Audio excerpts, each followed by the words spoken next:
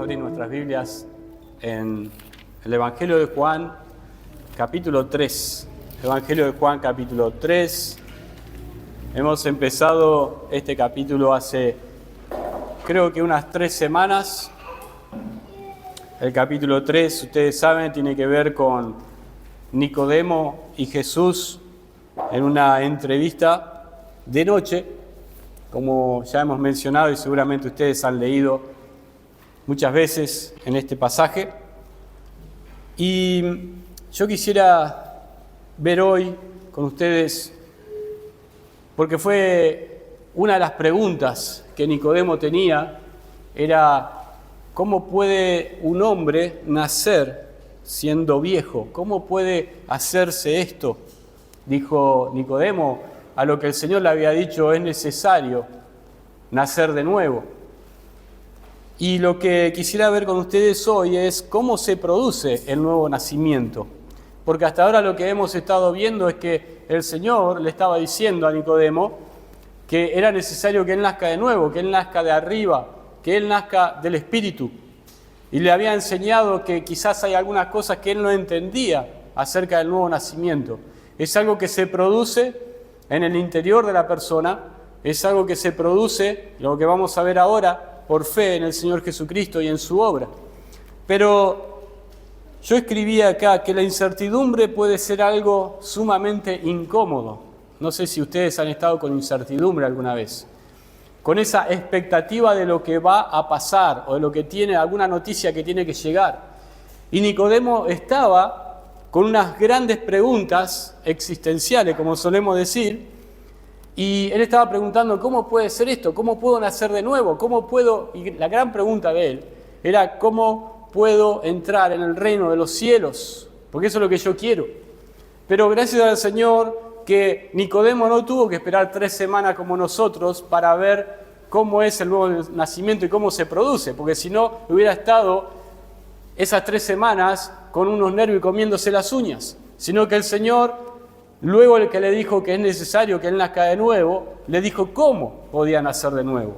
Y entonces, mientras tanto, él hizo algunas preguntas y el Señor ahora le iba a responder esas preguntas y esa expectativa que él tenía, esa incertidumbre que él tenía, ahora iba a ser respondida. Él iba a poder saber cómo nacer de nuevo. La explicación de Jesús con respecto al nuevo nacimiento fue simple de entender. Hasta ahora le había comunicado algunas cosas que se habían de discernir espiritualmente y que por ahí Nicodemo no entendía muy bien. Pero lo que ahora le va a decir el Señor es algo fácil de entender, fácil de explicar, tanto que los versículos que nosotros vamos a leer ahora son usados generalmente para evangelizar a gran parte de la humanidad, inclusive a los niños. Juan 3:16 es un versículo que se utiliza para evangelizar aún a los niños, a los pequeños, a los que no tienen mucha ciencia. Entonces lo que Jesús le iba a explicar ahora a Nicodemo era algo sencillo de entender. Era sencillo de entender. Entonces esto nos lleva a quizás una primera conclusión, y es que el consecuente destino de las personas fuera del reino de Dios no tiene que ver con la dificultad de entender la fórmula de la vida eterna. Y digo la fórmula de la vida eterna entre comillas, ¿no? Sino que está en la falta de fe y en el rechazo del Hijo de Dios. No tiene que ver con entender cómo nace alguien de nuevo, nace alguien del Espíritu, sino que tiene que ver con la falta de fe. Y tiene que ver con el rechazo de Jesucristo y de lo que Él hizo en la cruz, su obra de redención. Ahora lo que vamos a notar, vamos a leer acá, pero lo primero que vamos a notar, quiero ver 4 puntos brevemente, pero lo primero que vemos es una fuente de información confiable, y eso está en el versículo 12. Vamos a leer el versículo 12 hasta el versículo 21. Dice, versículo 12, sí. Si os he dicho cosas terrenales y no creéis, ¿cómo creeréis si os dijere las celestiales? Versículo 13, esto es la fuente confiable. Nadie subió al cielo sino el que descendió del cielo, el Hijo del Hombre que está en el cielo. Y como Moisés levantó la serpiente en el desierto, así es necesario que el Hijo del Hombre sea levantado, para que todo aquel que en él cree no se pierda, mas tenga vida eterna. Porque de tal manera amó Dios al mundo, que ha dado a su Hijo unigénito, para que todo aquel que en él cree no se pierda, mas tenga vida eterna. ¿Notaron algo ustedes ahí en estos dos versículos? Estos dos versículos terminan igual. Versículo 15, versículo 16 terminan igual. Tiene algo que decirnos ahí. Versículo 17. Porque no envió Dios a su Hijo al mundo para condenar al mundo, sino para que el mundo sea salvo por él. El que en él cree no es condenado, pero el que no cree ya ha sido condenado, porque no ha creído en el nombre del unigénito Hijo de Dios. Y esta es la condenación, que la luz vino al mundo y los hombres amaron más las tinieblas que la luz, porque sus obras eran malas. Porque todo aquel que hace lo malo aborrece la luz y no viene a la luz, para que sus obras no sean reprendidas. Mas el que practica la verdad viene a la luz, para que sea manifiesto que sus obras son hechas en Dios. Lo primero, como he dicho en el versículo 13, vemos una fuente confiable de información. ¿Cuál era esa fuente confiable? Era el mismo Señor Jesucristo. El versículo 13 dice: nadie subió al cielo, sino el que descendió del cielo, el Hijo del Hombre que está en el cielo. Él está hablando de sí mismo. Y cuando el Señor le va a decir a Nicodemo cómo él podía nacer de nuevo, él estaba diciendo: lo que te voy a decir es de primera mano, es alguien que ha estado en el cielo y que descendió del cielo y que está en el cielo. Por lo cual esa persona iba a saber todo lo que ocurría en el cielo. Iba a saber todo lo que ocurría delante del trono de Dios. Iba a conocer la mente de Dios. Y por eso iba a saber cómo una persona podía ser salva. También podía conocer cuáles eran las demandas de Dios para con los hombres. Y también lo que iba a conocer, lo que conoce, es cómo son las personas. Todas esas cosas conocía a esta persona que el Señor se estaba refiriendo, que era Él mismo, obviamente. Yo creo que lo primero que debemos asumir en lo relacionado a la vida eterna o al nuevo nacimiento es que debemos confiar en una fuente confiable y una fuente que conoce y sabe qué debemos hacer, o mejor dicho, qué debemos creer para nacer de nuevo. Y esa fuente confiable es el mismo Señor Jesucristo. Sería muy difícil para alguien que nunca hubiera estado en el cielo hablar de las cosas celestiales. Ese no era el caso de Jesús. Hemos visto en capítulo 1 que en el principio era el Verbo, y el Verbo era con Dios, y el Verbo era Dios. Este era en el principio con Dios. El Señor Jesús estuvo ahí porque es Dios. Y yo estaba pensando cuando estaba preparando esto, y pensaba una frase que no encontramos acá, y creo que no encontramos en la Escritura, pero sí encontramos algo similar. Y lo que encontramos es que en Génesis capítulo 1 vemos que la Trinidad pregunta y se dice a sí misma: hagamos al hombre a nuestra imagen y semejanza. La Trinidad dijo: hagamos al hombre. Pero también acá podemos entender que el mismo que estaba allí diciendo hagamos al hombre, que era Jesús, el Hijo de Dios, puede ser que era el mismo que estaba diciendo salvemos al hombre, en el mismo seno de la Trinidad de Dios, porque estaba en el cielo, porque Él subió al cielo y Él descendió del cielo y Él estaba en el cielo. Nadie podía tener tal autoridad de decir cómo una persona podía ser salva como Jesús. Y gracias a Dios que a Nicodemo le tocó ese maestro, ese predicador. La frase nadie subió al cielo, leemos ahí en versículo 13, nadie subió al cielo, parece ser una expresión metafórica para decir ningún hombre ha conocido los misterios de Dios. Nadie subió al cielo, ningún hombre subió al cielo para saber cuáles son los misterios de Dios para la salvación del hombre. Pero había uno que sí lo hizo, uno que sí estaba ahí y que era Jesús mismo, el que hablaba con Nicodemo.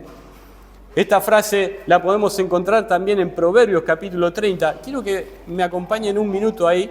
Seguramente los que leen los Proverbios uno por día. Han leído esto hace un par de días atrás, algunos días atrás. Proverbios capítulo 30, versículo 4.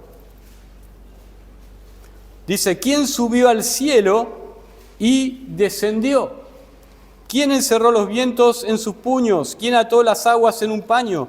¿Quién afirmó todos los términos de la tierra? ¿Cuál es su nombre y el nombre de su hijo, si sabes? Dice, ¿quién subió al cielo y descendió? ¿Quién puede conocer los secretos de Dios? En Deuteronomio capítulo 30, versículo 12, dice que lo que Dios reveló a los hombres es las cosas de Dios reveladas, pero aquellas que están ocultas pertenecen solamente a Dios. Sin embargo, del cielo vino alguien que conocía la mente de Dios y que sabía cómo una persona puede ser salva, cómo una persona puede nacer de nuevo. Entonces, por esto debemos aceptar que lo que está escrito aquí y en toda la Escritura es confiable e indiscutible. Sin tener este punto de partida, escuchen bien, sin tener este punto de partida, confiando en lo que el Señor dice acá, lo demás de la fórmula de la salvación no va a ser comprendida por no ir acompañada de fe. Si nosotros no tenemos fe en lo que dice el Señor acá, por más que nosotros leamos vez tras vez la fórmula de la salvación, la fórmula de la vida eterna, la fórmula del nuevo nacimiento, no va a hacer efecto en nuestras vidas. No va a hacer efecto en las vidas de los incrédulos, porque no van a ser acompañadas de fe. El punto número 1, entonces, es una fuente confiable. ¿Estamos de acuerdo en eso? ¿Estamos de acuerdo en que la fuente, que es el Señor Jesús, nos puede decir lo que estaba en la mente de Dios cuando planearon en esa Trinidad cómo una persona podía ser salva? Espero que sí, porque ahí vamos al punto número 2. El punto número 2 es la figura de la cruz, versículo 14 y 15, la figura de la cruz. Acá el Señor lo lleva a Nicodemo a un pasaje del Antiguo Testamento, en Números capítulo 21, un pasaje muy conocido, un pasaje de la escuela dominical. Seguramente los niños de la escuela dominical que están acá recordarán esa historia, y es la historia de la serpiente de bronce. Fíjense el versículo 14. El Señor le dice a Nicodemo, y como Moisés levantó la serpiente en el desierto, así es necesario que el Hijo del Hombre sea levantado, para que todo aquel que en él cree no se pierda, mas tenga vida eterna. Ahora, el Señor llevó, podemos pensar, a Nicodemo, que probablemente había estado en el seminario de maestros, no lo quiero decir en inglés por no tener problemas con el copyright o con la propiedad, pero ustedes entienden lo que digo, ¿no? En el seminario de maestros estaba Nicodemo, pero lo llevó a la escuela dominical de la iglesia de Ezeiza. ¿Se entiende? Lo llevó a una clase de escuela dominical, porque Nicodemo, un maestro en Israel, no podía entender lo que el Señor le estaba diciendo con respecto al nuevo nacimiento. Empezó a decir, ¿cómo un hombre viejo puede nacer de nuevo? ¿Puede entrar en el vientre de su madre y nacer? Entonces Jesús le dijo, bueno, vamos a empezar por el principio, vamos a empezar por la escuela dominical. Y entonces lo llevó a la historia de la serpiente de bronce. ¿Conocen la historia de la serpiente de bronce en Israel? ¿La escucharon? ¿Sí? ¿Cuántos? Seguramente el 50% mínimo acá ha leído esa historia. Y los niños de la escuela dominical lo han escuchado. Ahora, en esa historia, Israel en el desierto, Israel quejándose, hemos escuchado algo de esto la semana pasada, ¿se acuerdan? El domingo a la noche, las quejas de Israel. El pueblo tenía un problema, el pueblo fue castigado, pero hubo una solución. No es tan difícil de entenderlo, Nicodemo, no es tan difícil. Hay un problema, ese problema lleva un castigo, pero hay una solución.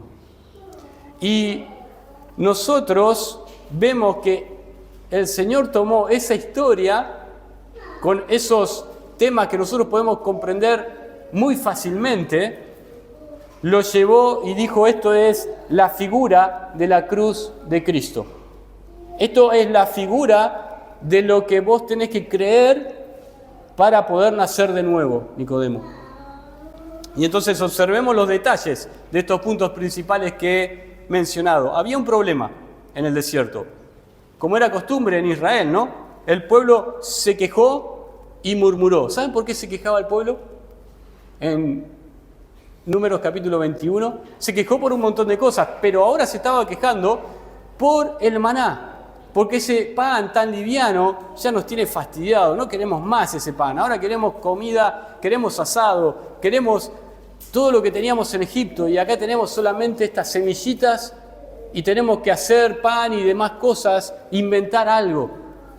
Yo creo que en el desierto Israel tuvo algunos que se recibieron de chef, ¿no? Porque tenían que utilizar ese mismo elemento para hacer distintos platos. Ahora, ellos se quejaron por el maná, por el cual no tenían que trabajar, de hecho tenían que salir a recogerlo nomás. Muchos de nosotros estaríamos contentos con eso, pero ellos se quejaron, ese era el problema. El pecado era que se quejaron y murmuraron. Ahora, Dios condenó el pecado en los israelitas, ¿de qué forma? Mandando serpientes venenosas. Esas serpientes picaban, mordían a los israelitas que se quejaron y estos morían. Murieron una cantidad inmensa de personas, una multitud de gente en el desierto. Ese era el gran problema. Dios condenó y juzgó el pecado de ellos. Los castigó. Pero la solución de este problema fue aportada por Dios, porque ellos no podían hacer nada con las serpientes en el desierto. No podían hacer nada para traer solución al problema que ellos tenían, que era la muerte. Y entonces Dios lo que dijo fue: poné una serpiente de bronce colgada en un palo y levantalo para que esté a la vista de todos los que quieran ver en Israel. Todos los que quieran ver y miren a la serpiente van a ser sanos y salvos de la picadura de la serpiente y no morirán. Esa era la fórmula de la salvación en ese momento. Ahora, la Biblia habla acerca de las serpientes con frecuencia como un símbolo del mal, ¿no? En Génesis capítulo 1 vemos que la serpiente era Satanás. En Apocalipsis también vemos que la serpiente está asociada con el diablo. Entonces vemos que la serpiente está asociada con algo malo, pero cuando nosotros vemos a la serpiente en el asta, que es una figura de la cruz de Cristo, decimos, ¿cómo es que la serpiente, que estaba asociada con algo que es malo, con el pecado, puede asemejarse a Cristo que estaba colgado en la cruz y que era santo, sin mancha, inocente? ¿Cómo es que las dos cosas se unen? Bueno, ¿cómo es eso? Porque esta serpiente era una serpiente de bronce y en la Escritura el bronce es un tipo del juicio de Dios. La serpiente de bronce era un tipo o una figura del pecado juzgado en la cruz, o en ese tiempo en el asta. El pecado de Israel de murmuración que estaba siendo juzgado en esa asta. Eso es lo que significa. Ahora, cuando Jesús fue a la cruz, Él era santo, sin mancha, inocente. Pero Él cargó en Él el pecado de todos nosotros, por lo cual fue hecho pecado, dice la Escritura, para que nosotros tuviéramos su justicia. Y en esa cruz, el santo que fue cargado de pecados, fue juzgado por nuestros pecados por parte de Dios. La serpiente de bronce significa eso. Esa fue la imagen. Una serpiente de bronce es una imagen del pecado juzgado y resuelto. Entonces tenemos acá que el relato que el Señor le estaba describiendo a Nicodemo era la serpiente de bronce en el desierto. Y para poder ser salvos y sanos de la picadura de la serpiente en el desierto, ellos no tenían que hacer absolutamente nada, sino que lo único que tenían que hacer era mirar a la serpiente que estaba ahí colgada, a la vista de todos. ¿Y esto qué nos dice? Nos dice que nosotros para obtener la salvación no tenemos que hacer nada, no tenemos que hacer buenas obras, No tenemos que tratar con nuestro esfuerzo de agradar a Dios, sino que lo que tenemos que hacer es mirar al Señor Jesucristo con los ojos de fe. Y de esa forma podemos ser salvos. El Señor hizo todo, nosotros solamente tenemos que creer en lo que Él hizo. En Isaías capítulo 45, versículo 22 dice: mirad a mí y sed salvos todos los términos de la tierra, porque yo soy Dios y no hay más. Aún en Israel, el profeta Isaías dijo: mirad a mí y sed salvos todos los términos de la tierra.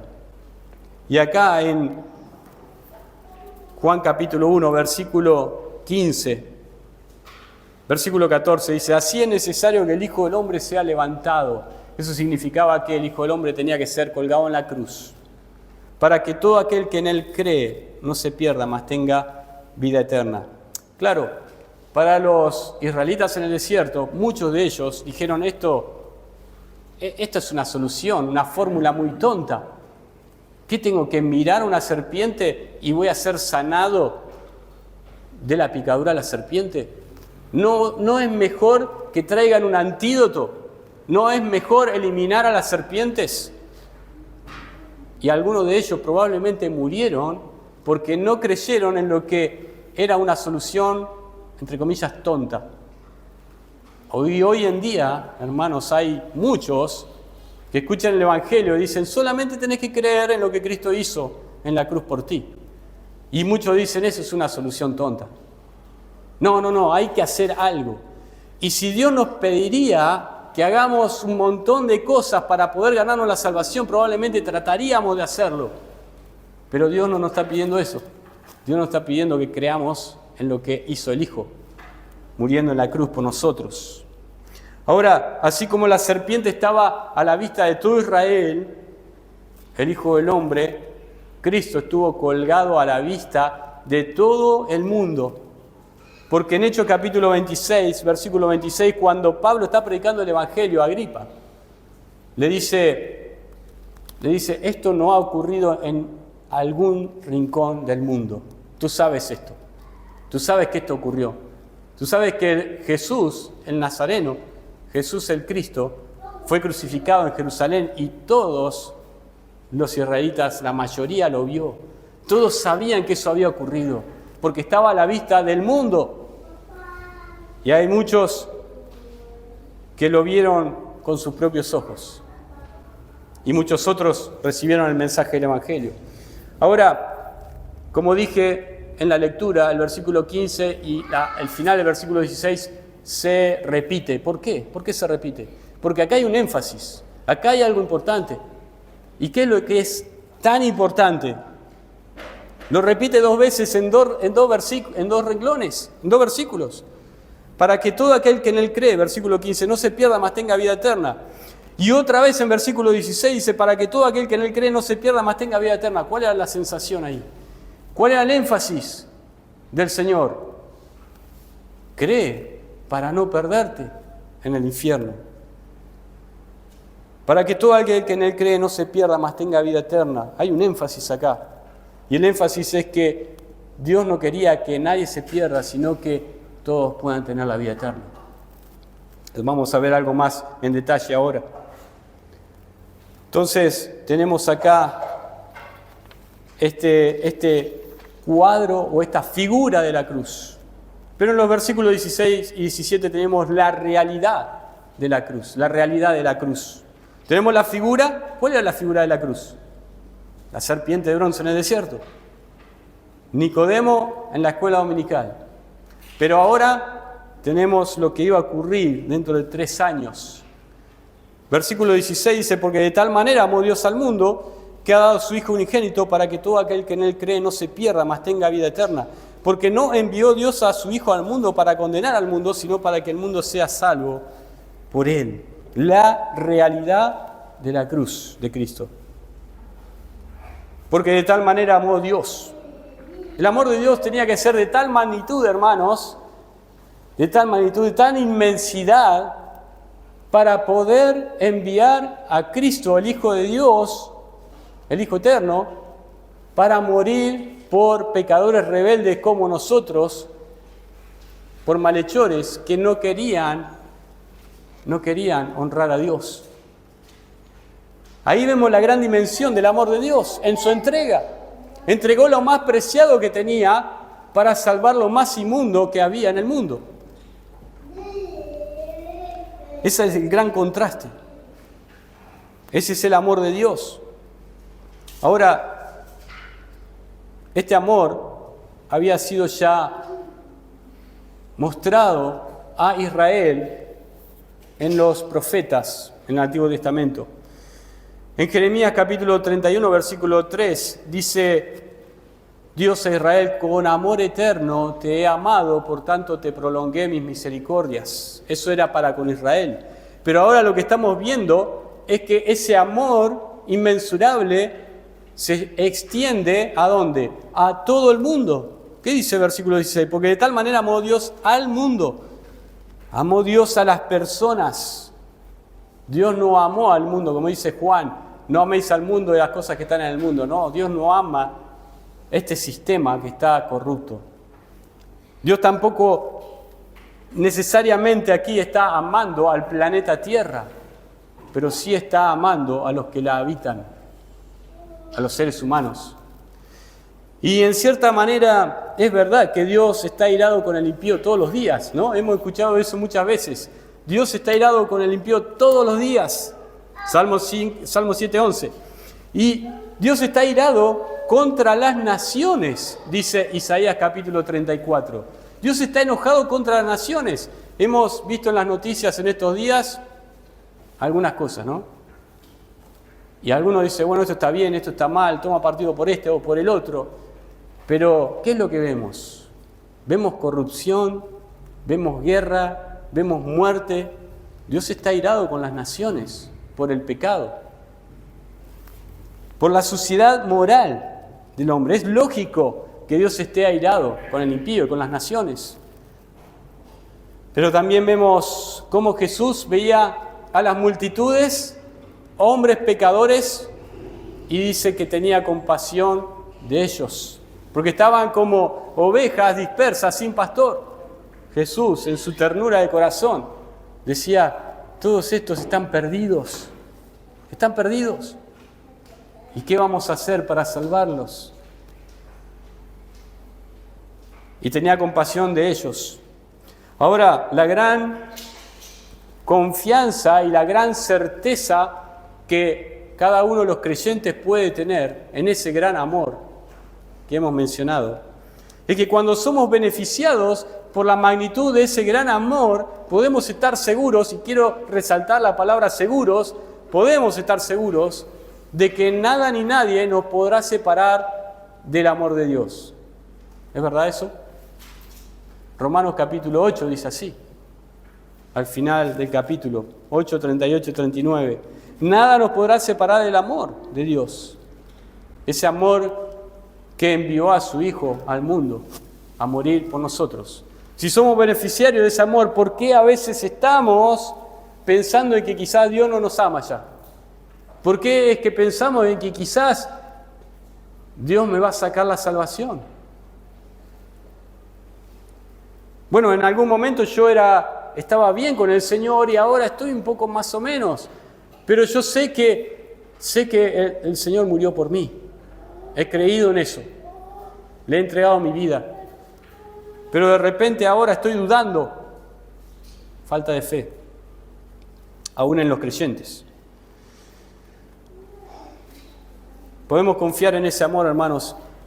Un comentarista dijo así: Dios ama al mundo, pero el mundo no recibe o se beneficia necesariamente de ese amor hasta que cree en Jesús. Fíjense el versículo 16. Porque de tal manera amó Dios al mundo que ha dado a su Hijo unigénito. Esta es la razón de ese amor, para que todo aquel que en Él cree. Acá hay una condicionante. Dios mostró su amor dando a su Hijo para morir por nosotros y por todo el mundo. Pero la condición es para que todo aquel que en Él cree. Y creer no solo significa una conciencia intelectual, conocimiento, o estar de acuerdo con que esto pasó en la historia, ¿no? sino que más bien significa confiar en Él, depender de Él y aferrarnos a Él. Una confianza completa en el Señor Jesucristo y en lo que Él hizo. Eso es creer, para que todo aquel que en Él cree no se pierda. Porque probablemente podamos preguntar, ¿crees en Cristo? ¿Crees en Dios? Y hay muchas personas que te van a decir que sí. Pero realmente esa fe es una fe, como hemos dicho, de confiar, de depender y de aferrarnos a Cristo 100%. La frase no se pierda, dice ahí, no se pierda, mas tenga vida eterna.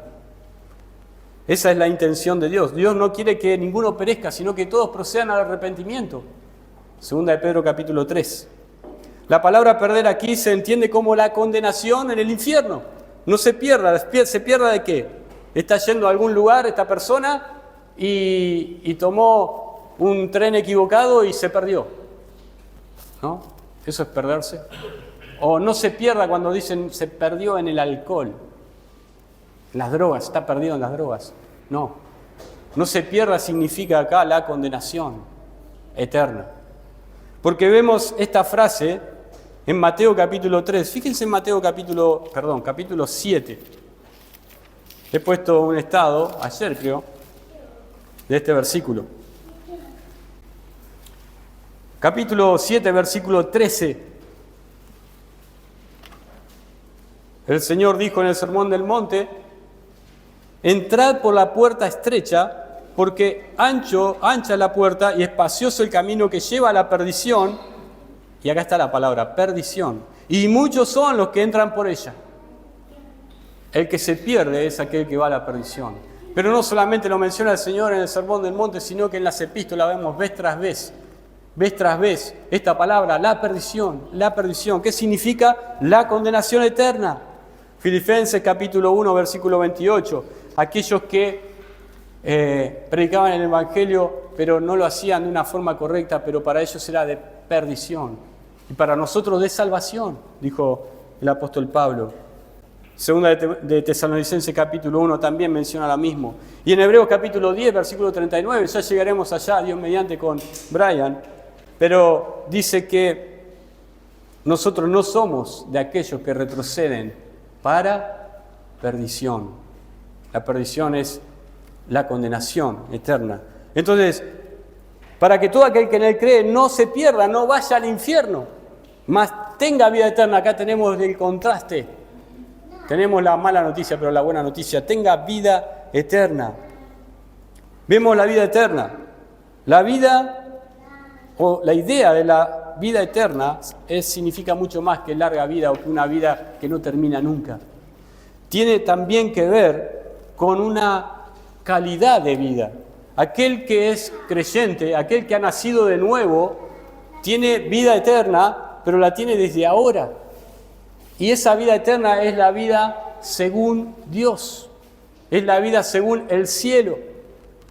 Tiene que ser una vida distinta. La vida eterna comienza ahora. Hemos dicho que estamos vivos espiritualmente. Esa vida eterna, nuestra alma, continúa con el Señor en el cielo. Y luego de la resurrección va a unirse el cuerpo al alma. Y esa vida eterna ahí se va a ver en gloria. Pero mientras tanto, ¿cómo está nuestra vida eterna?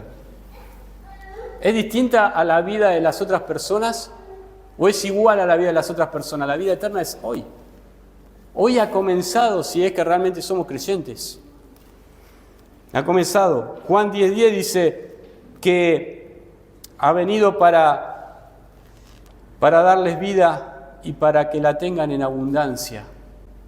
Vida en abundancia, eso es. La vida en abundancia no significa solamente que vamos a tener muchos años acá en la tierra y luego vamos a tener infinidad de años en el cielo, sino que es una vida que se vive según Dios, aún aquí en la tierra, para que tenga vida eterna. Ahora, el versículo 17 nos da el propósito de Cristo en el mundo. porque no envió Dios a su Hijo al mundo para condenar al mundo, sino para que el mundo sea salvo por él. Dios no envió a Cristo, y lo podía haber hecho, para juzgar y condenar al mundo. Podía haber saltado la primera venida y enviado al Señor para venir en su segunda venida y juzgar al mundo, y haber juzgado al mundo y haber condenado a todos. Pero hubo una primera venida y era para salvar, no para condenar. Era para salvar. Ahora, el propósito era salvar. Pero al rechazar la salvación no queda otra alternativa que ¿qué cosa? Que la condenación. Porque acá dice, no vino para salvar, sino para condenar. Pero entonces, si no salva a los que creen, ¿qué queda con los que no creen? Lamentablemente, condenación. Porque hay una condicionante que es la fe en Cristo. Punto 4, las respuestas a la cruz. ¿Se acuerdan? Habíamos visto la figura de la cruz, la realidad de la cruz, y ahora vemos las respuestas a la cruz. Porque acá el Señor le va a decir a Nicodemo, yo te dije cómo podés ser salvo, cómo podés nacer de nuevo, cómo podés entrar al reino de los cielos, que es lo que vos estás preguntando. Pero lo que te voy a decir es una cosa, que así como te digo que todo aquel que en él cree tiene vida eterna, hay dos destinos y hay dos grupos de personas que van a responder distinto al mensaje del Evangelio. Hay dos. Y la pregunta podría ser yo decir, ¿cuál de las dos tomó Nicodemo? Hay algunos indicios al final del Evangelio de Juan. Pero las dos alternativas que hemos mencionado antes, salvación, condenación, ha venido a salvar de la condenación. Esas dos alternativas ahora se ven experimentadas en estos versículos 18 al 21. Primeramente, en el versículo 18 se establecen los dos destinos que son apropiados por cada uno de los seres humanos en base a la fe o a la incredulidad en Cristo y a la obra de la redención. Cada uno de los seres humanos se va a apropiar de uno de estos dos destinos en base a la fe en Cristo y a la fe en lo que Cristo hizo en la cruz. ¿Se entiende? Esperemos que sí. Creo que muchos de nosotros ya lo entendieron a eso, por eso somos nacidos de nuevo. Ahora, como podría decir alguien, corta la bocha. ¿Han escuchado esa frase? Algunos dirán sin rodeos, como dicen hoy, ¿no? Está de moda. Sin rodeos, no hay vuelta. No tenés alternativa. O condenación o salvación. O muerte eterna o vida eterna. Versículo 18. El que en él cree no es condenado, pero el que no cree ya ha sido condenado, porque no ha creído en el nombre del unigénito Hijo de Dios. Dos opciones, no hay más. No hay un término medio. Ahora, la oferta es tan maravillosa, la oferta de Dios es tan maravillosa en Cristo, llena de gracia, que no podemos comprender, que otorga o que ofrece vida eterna a todo aquel que cree. Sin embargo, las consecuencias inherentes al no creer o al rechazar esa oferta automáticamente se vuelve en condenación. Esto es lo que dice el versículo. El que en él cree no es condenado, pero el que no cree ya ha sido condenado. O es una o es la otra. Sin rodeos, como dije. Ahora, si no lo entendemos, si quizás Nicodemo no lo entendió todavía, si no lo entendemos, miremos las consecuencias entonces de creer o no creer, porque eso es realmente lo que estamos tratando de entender, el nuevo nacimiento y el destino de lo que va a ocurrir en los que creen y no creen. Entonces, no creer es pasar a la eternidad en el destino turístico más horroroso que ustedes puedan imaginar. Un sitio de tormento, un lugar donde será el lloro y el crujir de dientes, porque habrá mucha bronca ahí, y donde el gusano no muere nunca y el fuego no se apaga jamás. Ese es el destino, entre comillas, turístico. ¿Te gusta ir de vacaciones? Bueno, ese es el destino. El destino más horrible que en cualquier lugar, por más malo del mundo que sea, nosotros podríamos llegar a ir. El paquete que nos ofrece no creer es muy malo, es pésimo. Es un sufrimiento mayor que el que podamos tener en cualquier lugar del mundo y en cualquier situación en que nosotros nos encontremos. Ahora, el que cree, por el contrario, es asegurarse de pasar la eternidad en el destino turístico mejor que cualquiera que podamos tener acá en este mundo. Aún aquellos que les gusta ir al Caribe, ir a las islas de allá de Indonesia, hermosos lugares. Un paraíso sobre la tierra, pero eso es mucho mejor, hermanos. Es mucho mejor. ¿Por qué? Porque el que cree, está en un sitio, va a estar en un sitio donde Dios está con nosotros y nosotros estamos con Él. Podremos ver al invisible y podremos ver a aquel que fue a la cruz para lograr nuestra salvación. Ya con eso basta para mí. Pero además vamos a estar en un lugar donde vamos a caminar las calles de oro, ver la Jerusalén de arriba, pero no solamente las calles de oro, sino también en un lugar donde no va a haber más llanto, más dolor, más clamor, no va a haber más muerte. ¿Qué les parece? Está bueno, ¿no? Pero también vamos a estar en un lugar donde vamos a ver el río de agua de vida y el árbol de la vida que da su fruto cada mes, un fruto distinto. Y ese es el árbol de la vida que estaba en el huerto de Edén. ¿Les suena algo parecido? Estaba en el huerto de Edén y fue cancelado, ¿por qué? Por el pecado. El pecado ya no va a estar más. Son dos destinos turísticos, si podemos decirlo de esa forma, pero que van a ser interminables. Uno de sufrimiento, el otro es de paz y de gozo. ¿Lo entendió Nicodemo? No sé. Ahora la gran pregunta que nos hacemos es, ¿por qué alguien, teniendo tal oferta y tales destinos o tal destino ofrecido, pudiera optar por no creer en Cristo y en su obra? ¿Me lo explican a eso? ¿Me explican por qué la gente no cree en Cristo? Viendo que hemos dicho que el que lo dijo fue el que estuvo en el cielo y sabe cómo una persona puede nacer de nuevo. Y vimos cuáles son las consecuencias de creer o no creer. Y eso es lo que nos lleva a las últimas palabras de Jesús a Nicodemo, esta pregunta. ¿Cómo es que las personas optan por no creer? Versículo 19 al 21. Y esta es la condenación, que la luz vino al mundo, y los hombres amaron más las tinieblas que la luz, porque sus obras eran malas.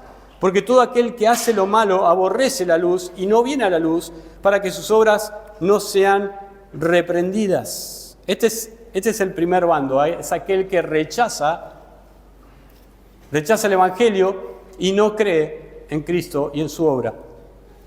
Y entonces tenemos acá que, ¿por qué las personas no quieren creer? ¿Por qué no quieren creer? ¿Por qué no quieren ir al cielo? ¿Por qué no quieren estar con Dios por la eternidad?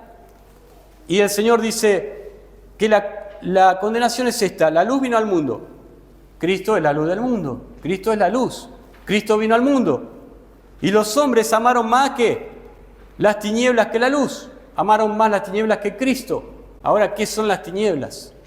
Y las tinieblas entendemos, no sé si han leído en Proverbios capítulo 9, cuando dice que el pan comido en secreto es sabroso. El pan comido en oculto es sabroso, ¿no? El pecado requiere muchas veces ¿de qué? De la oscuridad.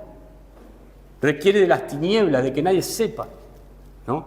Pero muchas veces el pecado se hace a la luz del día, ¿no? Hoy en día hay robos, asesinatos a la luz del día.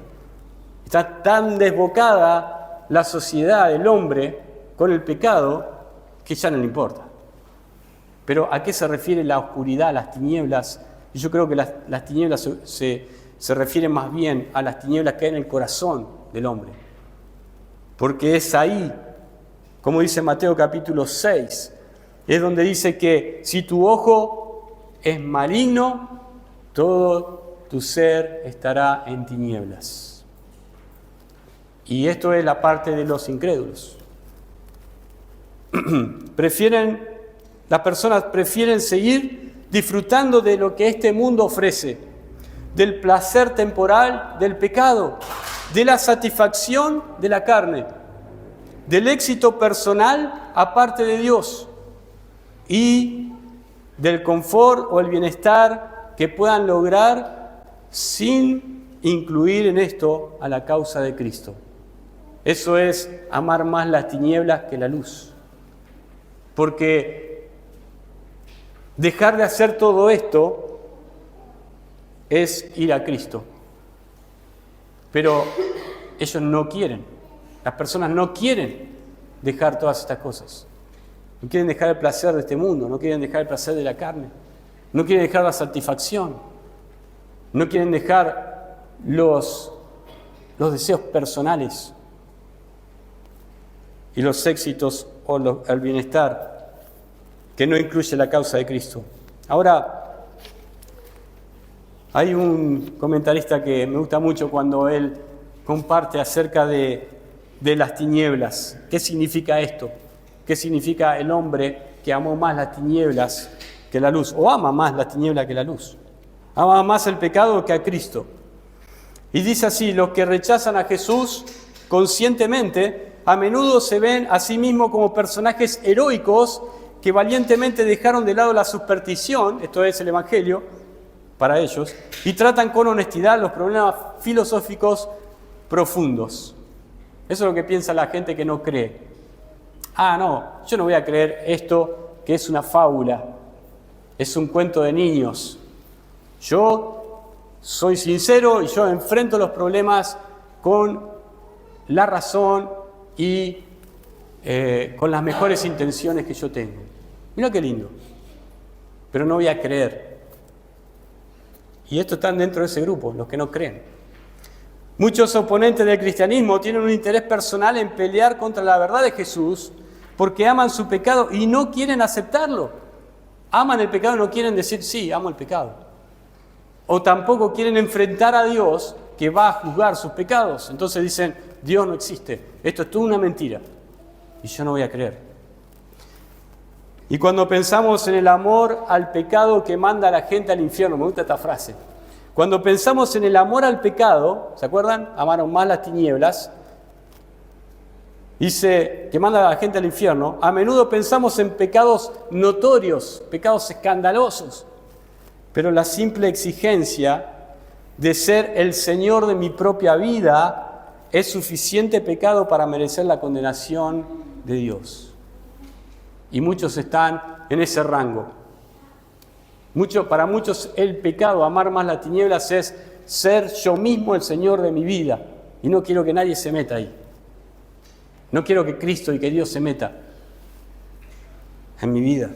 Pero versículo 21, con esto termino. Versículo 21. Mas el que practica la verdad viene a la luz para que sea manifiesto que sus obras son hechas en Dios. Termina con una buena noticia. El Señor le dijo a Nicodemo los dos bandos, los dos destinos. El que practica la verdad viene a la luz. Esto parece estar en un sentido inverso a lo que nosotros entendemos como un creyente. ¿Por qué? Porque dice que el que practica la verdad viene a la luz. Y nosotros pensamos, bueno, el que viene a la luz, el que viene a Cristo, luego lo que hace es practicar la verdad, es andar correctamente, es vivir según Dios.